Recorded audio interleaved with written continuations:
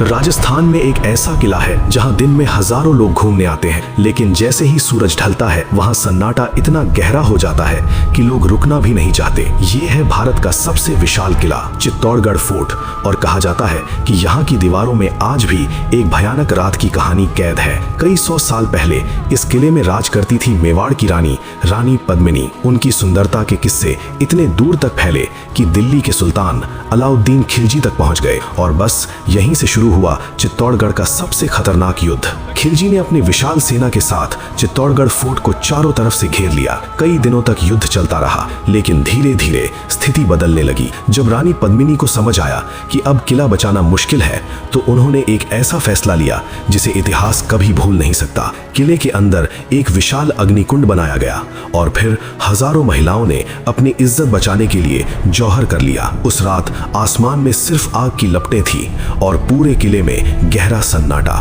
लेकिन कहानी यहीं खत्म नहीं होती। स्थानीय लोगों का कहना है कि आज भी जब रात के 12 बजते हैं तो चित्तौड़गढ़ फोर्ट के कुछ हिस्सों से अजीब आवाजें सुनाई देती हैं। कुछ लोगों ने कहा उन्हें ऐसा लगा जैसे कोई रो रहा हो, और कुछ ने तो सफेद कपड़ों में परछाइयां देखने का दावा भी किया। तो सवाल ये है, क्या ये सिर्फ इतिहास की याद है, या फिर उस भयानक रात की आत्माएं आज भी इस किले में भटकती हैं? अगर आपको मौका मिले तो क्या आप चित्तौड़गढ़ फोर्ट में आधी रात के बाद रुकने की हिम्मत करेंगे? कमेंट में जरूर बताइए।